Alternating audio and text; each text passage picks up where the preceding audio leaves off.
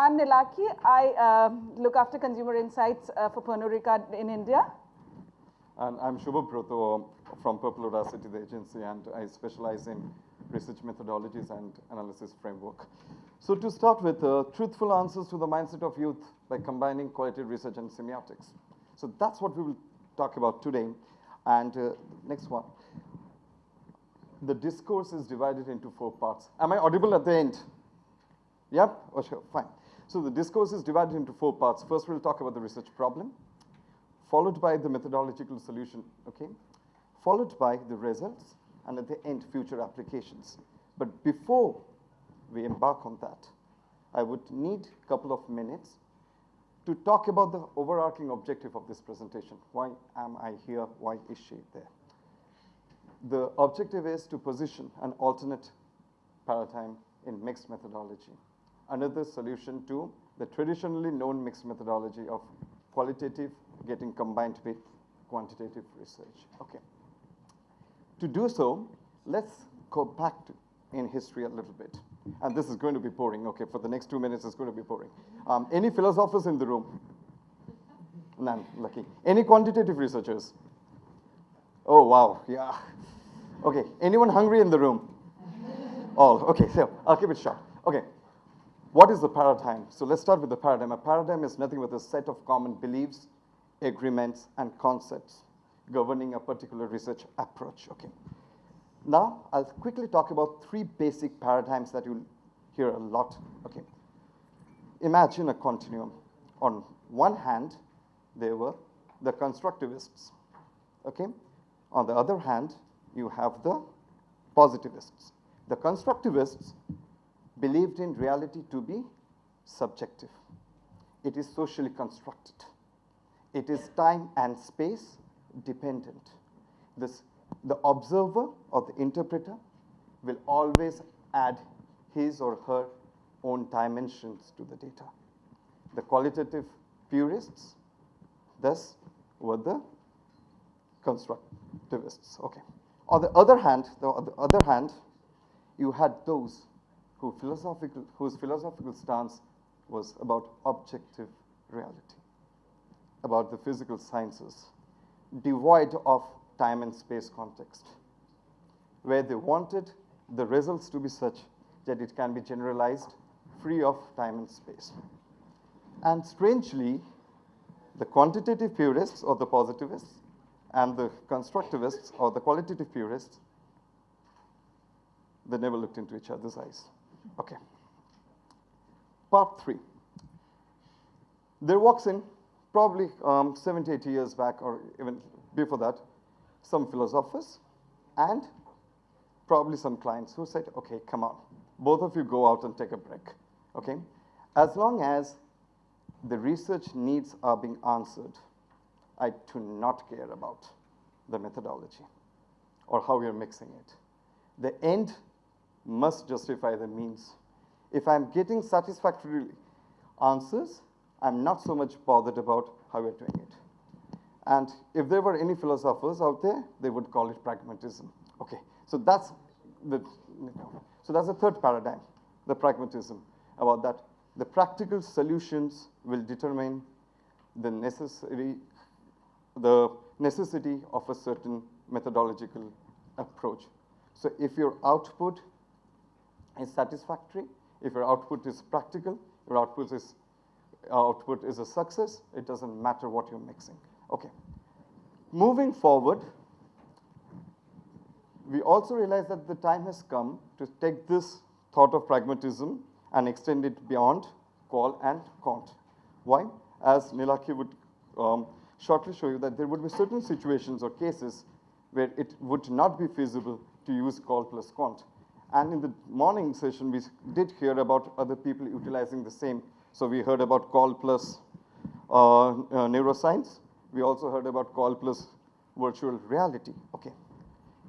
The only point that I'll leave you with would be, whenever we are thinking about such combinations, and as it is, bringing 2 different methodologies together, there are certain things that we must respect.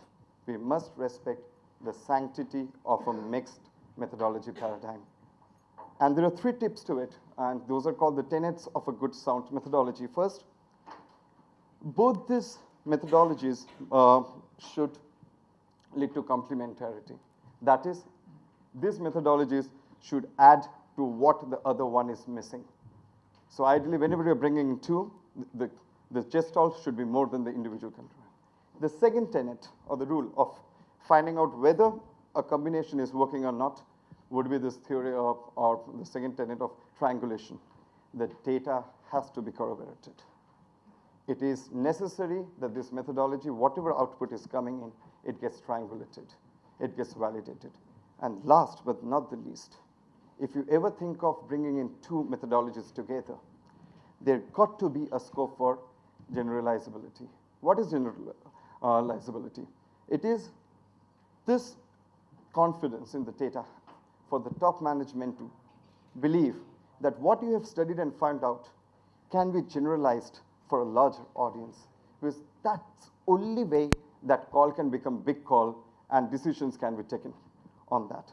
So on those 3 notes, okay, triangulation, complementarity, and generalizability, I'll invite Nilakhi to take us through a real life case study and see what we did about it. Okay? Thank you.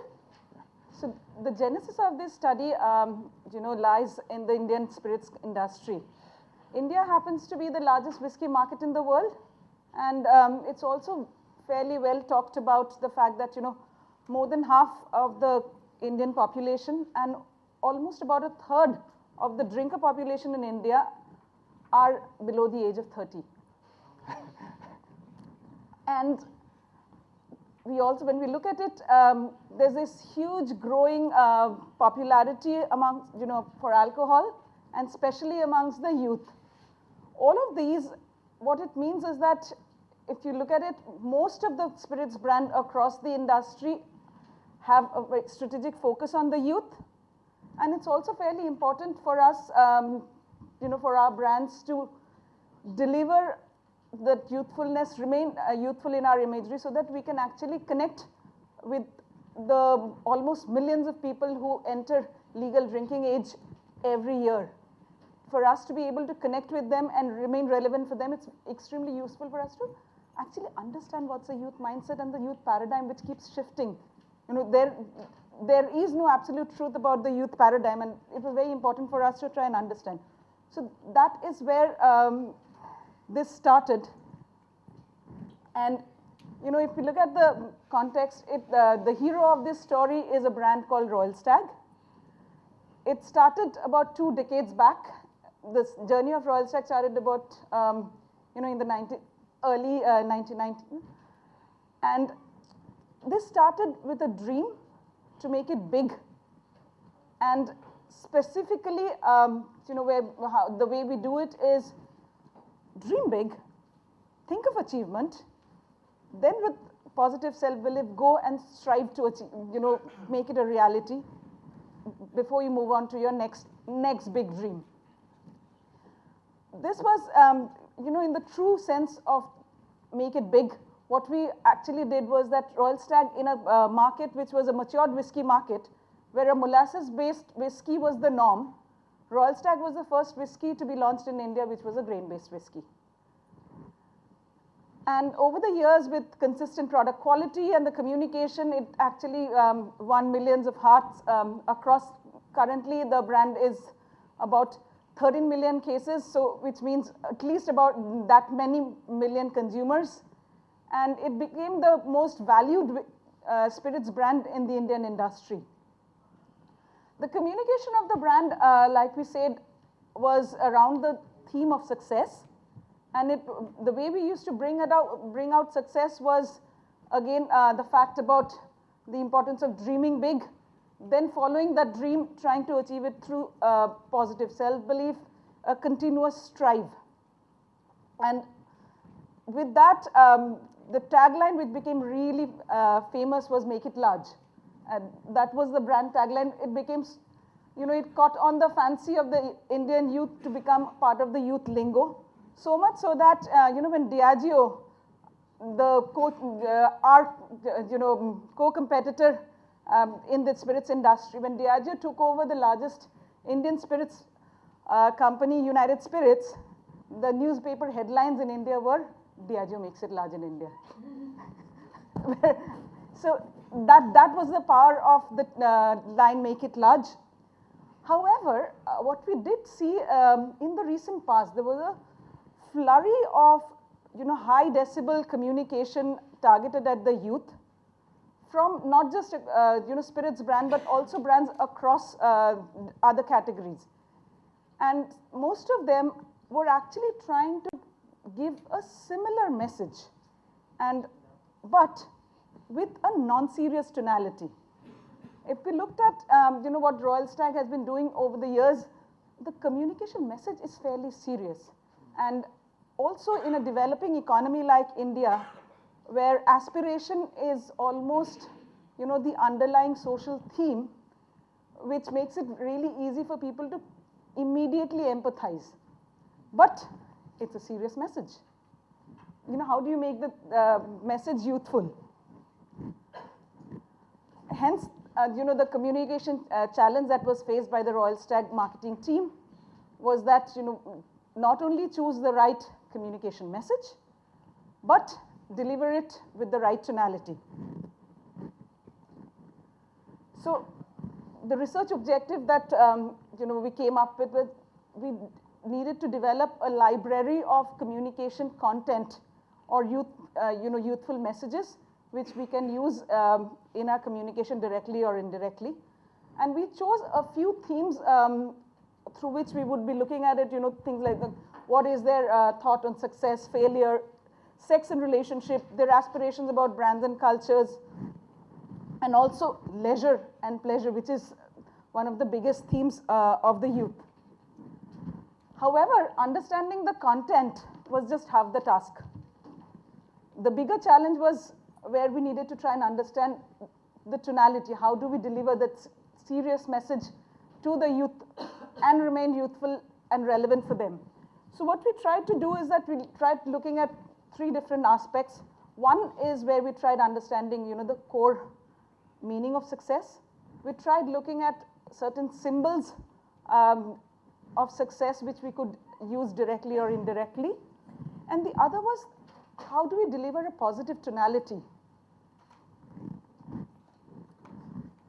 Now the challenges.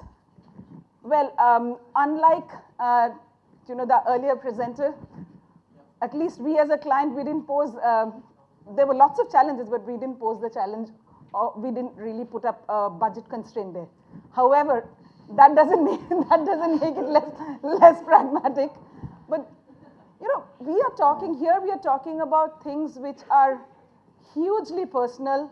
Some of them are subconscious and very, very nuanced. How do you even, quantify something like that? And like I said, Royal Stag is a fairly mass brand in India.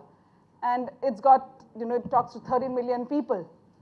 Hence, anything that we do, the business decisions which we're riding on the insights that come up from this communication definitely needed at least one tenet of the three good tenets of sound research which Shubha was talking about. We did need generalizability. And how do you get that generalizability? Because you can't, we couldn't really do a quantitative study to try and get there. So, we looked at some of these challenges, and the biggest thing was, how do you, elicit responses which are not straightforward? And, these questions that we were grappling with, they were nothing but straightforward. Typically, things where you would get, either you'll get a politically correct answer, or, things where you won't be able to get, to the nuance that's lying below, or sometimes people don't even know, specifically things like the tonality. If you ask people what kind of tonality do you relate positively to, they really don't know. It's basically in their subconscious. We've spoken about the fact that, not only were the insights required not straightforward, but they were very, very nuanced. There were different levels of that. Again, it becomes really difficult for a qualitative study to try and uncover all these nuances. Think about quantifying them. But there was one challenge. While we didn't have a budget challenge, but we did have a time challenge. We had to deliver a communication to be competitive in the market, and we had about 40 days to come up with the insights so that we can feed into the entire creative process of the communication. And hence the traditional approach of a qual followed by a quant and sometimes maybe followed by a qual again was totally out of question. And at that, at this point is when we started, we brought Purple Audacity in and we debated how do we go about it. And this is where the genesis of the pragmatic mix method came in. And Shubho is going to talk to you about how we overcame these challenges. So instead of speaking, at this point of time, the only thought that we had was that, okay, I need to have a pragmatic solution to the entire thing because at the end of the day, because the kind of answer that we are seeking to a quantitative methodology might not be a perfect couple because things were too nuanced. For example, if I come back and give you insight like flawsome. So it's not about perfection, it's about having certain flaws in your personality is actually liked. How do you quantify such things and whom do you go and do that? Or a status quo in a relationship is the default relationship before you take it to the next. How do you go about it? And also look into, you have to keep in mind the cultural context of India. Okay, so in those days, in those things, keeping those in mind, what we realized was that, I'll just quickly talk about, probably qualitative and semiotics could be another option within the paradigm of mixed methodology. Research methodology, qualitative research consisting of two things, online blogging. So we catch hold of youngsters, we study them over 4 weeks. What we do, on one hand, we keep chatting with them over the online blogging. It allows as a warm-up exercise, individual reflection on pre-identified topics, and give time and space flexibility for them. So somebody can respond to at 2 o'clock in the night in the previous week. On the other hand, we had multi-session workshops with them, where with this selected group of respondents, multiple interactions. So we kept meeting them after 7 days. So for 7 days, we would chat with them, almost like a panel. Then we would invite them over to a workshop. We would start discussing the entire day on certain topics, okay. A week of online interaction followed by full day workshops over weekends. It will last for over 4 weeks. So by 4 weeks, around 20, 30 kids, okay, and we got the data. That was on qualitative research. Keep in mind that online blogging and multi-session workshops, 2 different methods within the qualitative methodology, also allows you to go for triangulation of the data. So that's intra-method triangulation I'm talking about. Semiotics was the other aspect that we thought that for tonality and all, to understand codes, to understand the symbols, to understand the signification processes, the sampling of text was undertaken through an iterative process. This is where the semiotic text and the sampling framework become very important. So there were 2 aspects that we wanted to study. One were recent TVCs which were directed towards youth, which had those predefined topics. So it could be any category from colas to bikes to mobiles, which spoke about success on those 2 topics, to analyze those by the semiotician, followed by programmatic content, state talks, and other YouTube videos, which were becoming quite rich in India, to study those, okay. The sampling process for the semiotic analysis to aid, remember the 3 tenets, to aid generalizability and triangulation. With this, the sampling process was made very rigorous. So a long list of 400 TVCs was analyzed. And how were those TVCs selected? Again, we did not leave it to the subjective interpretation of the semiotician to select the text. So we created 3 teams. Each team went through ads. They selected those TVCs, okay? And if in each team there were 3 members, if the same ad featured in the list of 2 out of the 3 members, that got selected to be analyzed by the semiotician. So that's one. So I have shown the number of ads that we studied. Plus, again, to counter, because semiotic analysis is dependent on the semiotician, we had 2 semioticians working on the same. So again, if you look at it, what we are doing, so 1, 400 TVCs leading to generalization. Second, this rigorous process of selection of the text and getting them analyzed by more than 1 semiotician removes bias and adds triangulation. So going forward quickly, what we realized was that because each semiotic analysis was feeding into my workshops, and my workshops, from the workshops, there were certain text of consumer-generated text, for example, the collages and others, which we sent to the semiotician. So this way, each method was feeding into the other, and we got what is called the complementarity of it. I've already spoken about the triangulation, semiotics and qualitative researchers. So both intra-method triangulation, because we had multiple methods within qualitative and multiple methods within semiotics. So there was both intra-method and inter-method triangulation that took place. Okay. Last but not the least, for the big call, I have been harping on this point throughout the talk, was that generalizability. At the end of the day, all this means nothing to the board of directors. If unless and until they have the confidence to say, okay, that's good enough for me to take a decision. Because I'm talking about one of the most iconic brands. I'm talking about nuanced insights. But at the end of the day, in the boardroom, they will ask you, okay, who said that? How many said that?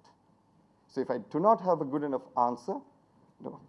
So now, whether the management was able to take decisions based on this, and what happened later on, I'll hand it over to the client herself. So, well, we did get a lot of overall understanding of the youth context, and, it was a really interesting piece of work. However, today what we're going to talk about are the 5 key things that we've used in developing the communication, which was the immediate task at hand. And, the first thing that Shubha's already hinted a bit about that, one of the things that we realized about the youth, not necessarily just Indian youth, it's something that's true for millennials across the world, is that they're pretty comfortable with imperfection. So much so that they are sometimes almost flaunt their flaws. And hence the term which came up was flawsome. And that is something that we wanted to look at in our communication. The next was, typically what do they find inspirational? They find personal stories of success a lot more inspirational than, generalized stories which are delivered through celebrities and sometimes often, in the third person. In terms of their tonality, also, if you look at it, typically they don't like people standing tall alone, to actually going and talking about being inclusive. They live their life in the social. Hence, being inclusive is very, very important for them. Success is important, but not to stand out and be alone, but to be able to be within a larger context. The next being, something that we don't necessarily, if you look at it, their style of the way they, like to dress up and all. It is not necessarily about, the typical looks that you had, the rock star look was the cliche when we looked at the way youth dressed. They actually preferred the stylish, chic kind of a dressing. So that was, again, another thing that we looked at. Their also, speed in their life was very important. But speed not at the expense of relations, speed not at the expense of linkages. And hence, we'll look at some of the things that we've done typically to change